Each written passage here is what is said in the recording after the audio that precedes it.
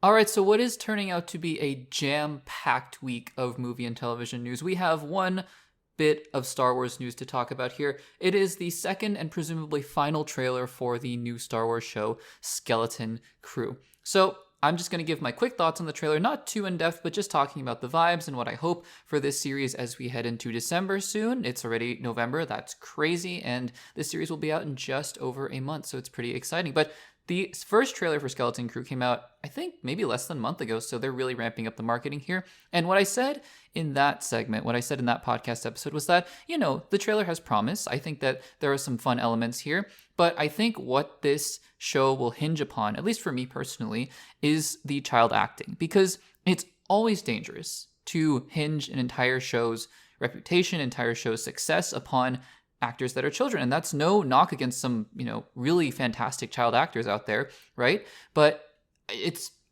kind of understandable. You can't place too high of an expectation on kids that are 8, 9, 10, it looks like from this trailer. Maybe a little older, maybe not. But, it's always a dangerous proposition just because you don't know, right? You just don't know. And I'm sure they went through a rigorous casting process here. But the vibes of the trailer are very upbeat. They're very kind of 80s retro kind of vibes in Star Wars, which I think is fun in a different way. And you see a little bit more of Jude Law. You see a lot more of the kids and their dynamic, which I think is fun.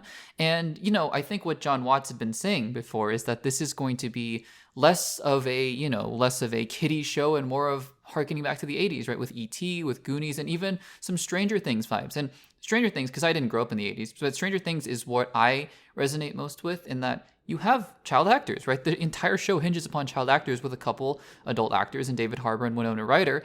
And, they're great, right? David Harbour and Winona Ryder. But for the most part, the show rides on the success of Finn Wolfhard, Millie Bobby Brown, Gaten Matarazzo, Caleb McLaughlin, and Noah Schnapp, right? That's what especially the first season when they were really young kids. And so if these child actors, and it looks like they have some chemistry, it looks like it's charming, I like the scene, it's a funny scene where Jude Law is like, take the wheel, and the kid's like, really?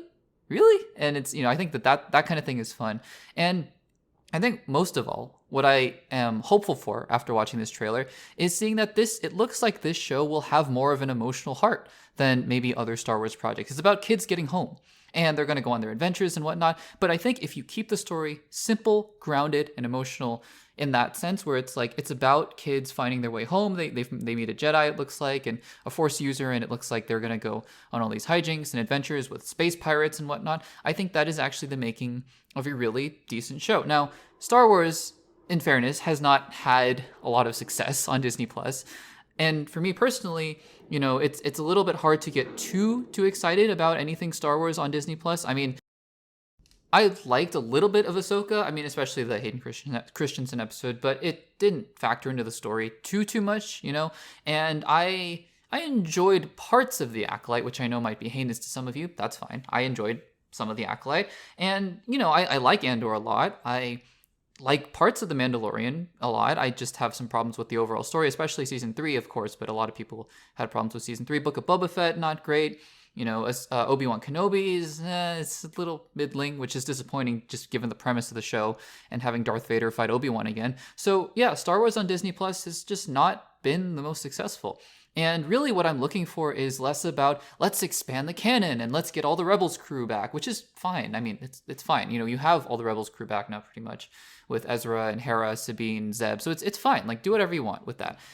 As somebody who wasn't a huge fan of Rebels, that's not really the selling point for me. But more so, at this point, just get back to basics, right? Just get back to basics and let's tell a good story. And John Watts, by the way, director of the 3 Spider-Man films, in the original Spider-Man MCU trilogy, I should say, with the 4th Spider-Man film coming out now.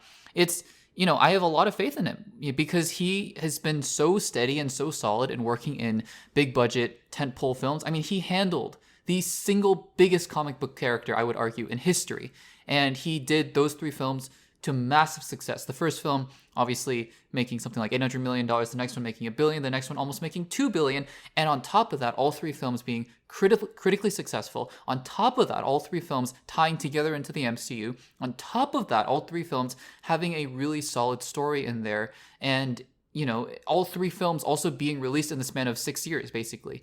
That's incredible. So I have a lot of faith in John Watts. I just can't get myself to be too excited about Star Wars, but I'm cautiously optimistic based on this second trailer for Skeleton Crew. So guys, I ask you, are you excited about Skeleton Crew? What did you think about this second trailer? Did you like it? Did you not like it? Let me know in the comments down below.